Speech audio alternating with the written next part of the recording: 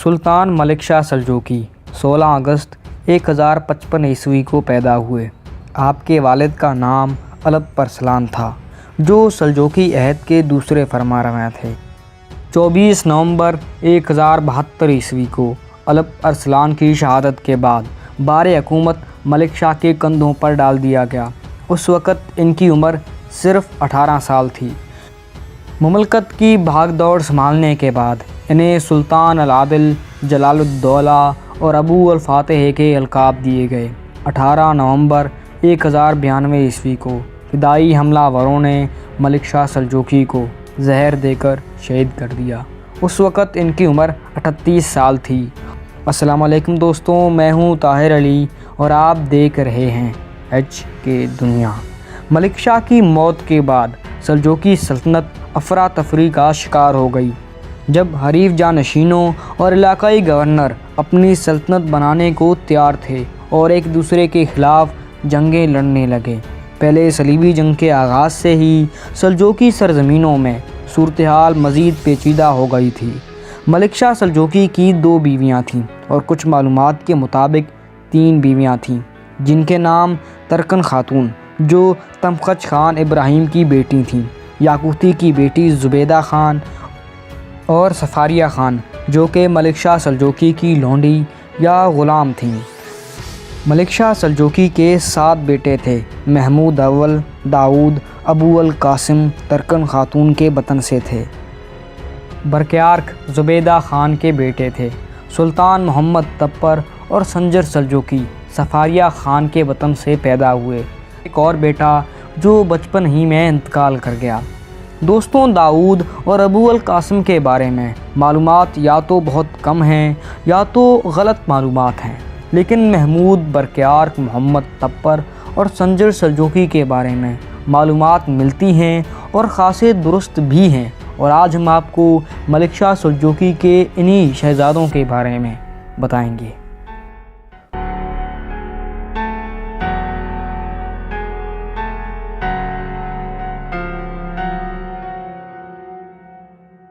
سلطان نصیر الدین محمود ملک شاہ سلجوقی کے بعد محمود کو سلجوقی سلطنت کا سلطان بنایا گیا، لیکن سلطان محمود ملک شاہ اور الپ ارسلان کی تعمیر کردہ سلطنت کو سنبھال نہ سکا۔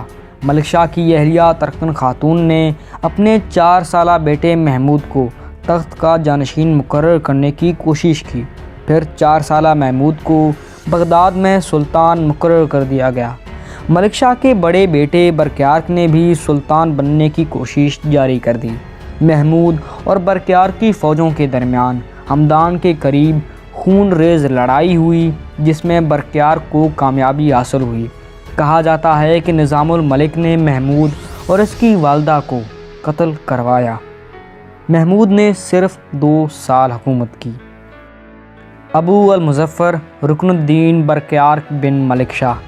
برکیارک ترک زبان کا لفظ ہے جس کے معنی اٹل روشنی کے ہیں۔ برکیارک 1079 عیسوی سے 1080 عیسوی کے درمیان پیدا ہوا۔ برکیارک نومبر 1092 عیسوی کو اپنے والد کی وفات کے وقت صرف 13 سال کا تھا۔ اس کا سوتیلا بھائی محمد تپر 11 برس کا تھا، جبکہ اس کا دوسرا سوتیلا بھائی محمود 4 برس کا تھا۔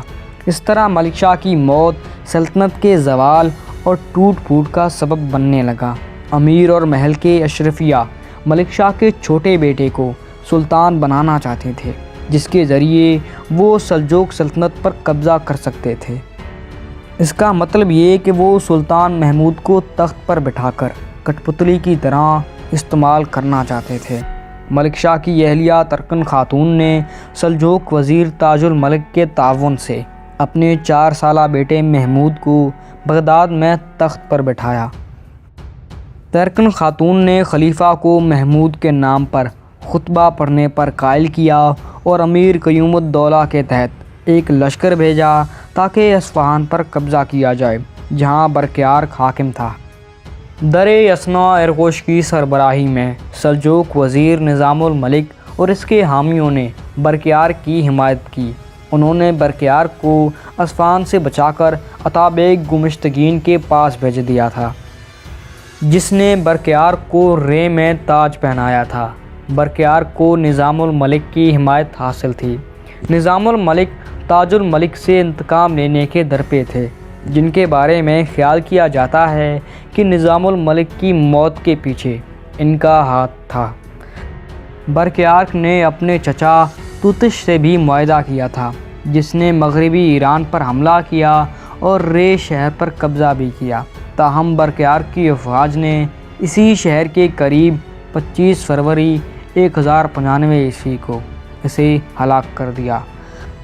برقیار نے اس طرح مغربی ایران اور عراق میں اپنا اختیار مستحکم کرنے میں کامیاب رہا اور اسے خلیفہ نے سلطان کے طور پر بھی تسلیم کیا۔ انتشار پھیلنے کے دوران ملک شاہ کے بھائی ارغن ارسلان نے خراسان کے متعدد شہر پر قبضہ کر لیا، سوائے نیشاپور کے۔ برقیار نے 1097 عیسوی میں اپنے سوتیلے بھائی احمد سنجر کے ماتحت ایک فوج خراسان کی طرف بھیج دیا، لیکن کچھ بھی ہونے سے پہلے ارغن ارسلان کو اپنے ہی غلاموں نے وحشیانہ سلوک کرنے کی وجہ سے ہلاک کر دیا۔ برقیار نے سنجر کو خراسان کا حکمران مقرر کیا اور اسے اپنا تابع امیر کمج اور وزیر التورائی دے دیا۔ 1105 عیسوی میں برقیار انتقال کر گیا۔ اس کے بعد ملک شاہ دوم تخت پر بیٹھا، لیکن اسے اس کے چچا محمد تپر نے قتل کر دیا۔ سلطان غیاث الدین محمد تپر نے بغداد میں سلجوق سلطان کی حیثیت سے اپنے بھتیجے ملک شاہ دوم کی جگہ لی اور اس طرح نظریاتی طور پر اس خاندان کا بلکہ اس سلطنت کا سربراہ بن گیا۔ حالانکہ خراسان میں اس کا بھائی احمد سنجر زیادہ عملی اختیار رکھتا تھا۔ محمد تپر نے 1107 میں روم کے سلطان کلیج ارسلان اول کے خلاف دریائے خبور کی لڑائی میں فخر الملک رضوان کے ساتھ اتحاد کر لیا، جس میں کلیج ارسلان کو شکست ہوئی اور وہ مارا گیا۔ 1106 عیسوی میں محمد تپر نے اسماعیلی قلعے شیدز کو فتح کر لیا اور باونڈی حکمران شہریار چارم کو حکم دیا کہ وہ اسماعیلیوں کے خلاف اپنی مہم کا آغاز کریں۔ شہریار نے فدائی حملہ وروں کے خلاف محمد تپر کی مدد کرنے سے انکار کر دیا۔ اس کے فوراً بعد ہی محمد تپر نے امیر چاولی کی سربراہی میں ایک لشکر بھیجا، جس نے سری پر قبضہ کرنے کی کوشش کی، لیکن شہریار اور اس کے بیٹے قارین سوم کے ماتحت ایک فوج نے اسے غیر متوقع طور پر شکست دے دی۔ اس کے بعد محمد تپر نے ایک خط بھیجا جس میں شہریار سے درخواست کی گئی تھی کہ وہ اپنے بچوں میں سے کسی ایک کو اصفہان کی عدالت میں بھیج دیں۔ اس نے اپنے بیٹے علی کو بھیجا، جس نے محمد تپر کو اتنا متاثر کیا کہ اس نے اسے یہ پیشکش دی کہ وہ اس کی بیٹی سے شادی کر لے، لیکن علی نے انکار کر دیا اور اس سے کہا کہ وہ اپنے بھائی اور باوند خاندان کے وارث قارین سوم کو یہ اعزاز عطا کرے۔ قارین نے اس کے بعد اصفہان جا کر محمد تپر کی بیٹی سے شادی کر لی۔ 1106 عیسوی سے 1107 عیسوی کے آس پاس وزیر نظام الملک کے بیٹے احمد بن نظام الملک نے ہمدان کے رئیس کے خلاف شکایت درج کرنے کے لیے محمد اول کی عدالت میں گیا۔ جب احمد دربار پہنچا تو محمد تپر نے اس کو اپنا وزیر مقرر کیا۔ اس کو وزیر بنانے کی بنیادی وجہ اس کے والد یعنی نظام الملک کی ساکھ یا عزت تھی۔ سلطان محمد تپر نے اپنے وزیر احمد کے ساتھ مل کر عراق میں ایک مہم چلائی، جہاں انہوں نے ماضیات کے حکمران سیف الدولہ صداقہ بن منصور کو شکست دے کر ہلاک کر دیا، جسے عربوں کا بادشاہ بھی کہا جاتا تھا۔